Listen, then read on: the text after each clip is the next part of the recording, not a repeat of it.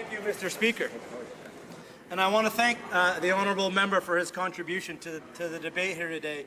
And just as a point of clarification, he intimated in his comments as to whether or not I actually graduated Dalhousie Law School 1 year behind him. I can assure the honourable member I did. I think it was in no small part thanks to the notes he left behind from the year before. There we are. And I'll even admit in the context of this debate that I used his constitutional notes, so I do appreciate his efforts. And it's clear from his speech that he has a comprehension and an understanding of the Constitution that many in this House don't. But I think he'll also agree with me that although the Constitution, as important a tool as it is, as the backbone of our nation that it is, it's certainly open to some interpretation, and it has proven to be, especially Section 121, which he so eloquently discussed. And you know, the honourable member goes way back to whether it's the colour of margarine sold in Quebec or whether hay can cross the Alberta-BC border. There's much jurisprudence on these cases. So I just want the honourable member to answer one simple question. Does he think that if we do reference this case or this situation to the Supreme Court, that it's an absolutely slam dunk that the court will rule on the side of there being no tariffs, or actually there's no tariffs on beer as it is now, but the provinces aren't allowed to enact tax on their alcohol products. Does he think it's a slam dunk, Mr. Speaker? I hope that in answering, the honourable member for Durham will not refer to the year he graduated from Dalhousie Law School, because I know it was long after I did. The honourable member for Durham.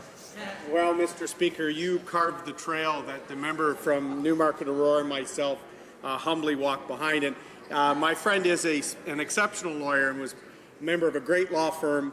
In fact, his partner, Michael Osborne, and I were in Vancouver remarking on what a great fellow he is. And I'm glad he used my cans, as we called them in law school.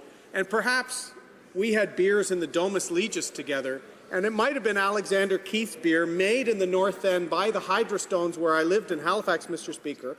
And we used to have an Alexander Keith sociable in Toronto, celebrating Alexander Keith, who was a Tory, an early Privy Councillor for Nova Scotia pre-Confederation. But it's a shame we could not take Moosehead from New Brunswick, Keith's from Halifax, and have that same beer in Toronto or even in Ottawa, Mr. Speaker, because of archaic laws. So this is a time we have the precedents from the Bedford, the Carter decision, the Blais decision. I do think it's a slam dunk, particularly if we get my friend's old law firm on the case. Thank you, Mr. Speaker. Questions and comments? The honourable member for Saanich Gulf Islands. Thank you, Mr. Speaker. Well, I had to rise and ask the honourable member for Durham a question because we're making the full round of Dalhousie law grads here and trading notes about who graduated. When I was in the same graduating class with our Speaker, who had also the same year with the Speaker of the Senate. So the question is, thank you very much. I'm actually older than the Speaker because I was a mature student when I started out, but I appreciate the friendly heckling as to how well I may or may not be aging. But my question to the honourable member for Durham is, and I really, this is an honest, I genuinely don't know. I need to do some legal research. Do we have any examples of where the Supreme Court of Canada has been willing to provide a response on a question that has not yet reached them, but which is currently under appeal from the courts of New Brunswick from the Comeau decision? The honourable member for Durham. Well, thank you very much, Mr. Speaker. And I'm glad my friend from Saanich Gulf Islands got up to complete the Dalhousie trifecta here today. And to show, Mr. Speaker, that there's a quiet Dalhousie Law School mafia running the Parliament of Canada. We don't like to admit it. It's kind of like the Illuminati of Parliament.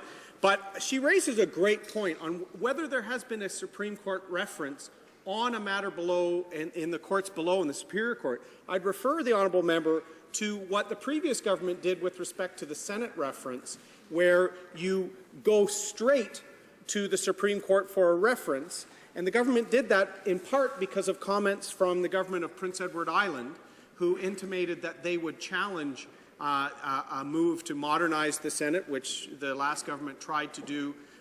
So to go for that reference would set clarity and allow us to break down the trade barriers before Canada turns 150. And as I said in my speech, the case law, particularly Bedford and Carter, which show that societal change and then the intent of the Blais decision shows that the Supreme Court would likely look favorably and support the Comeau decision from New Brunswick. Thank you, Mr. Speaker.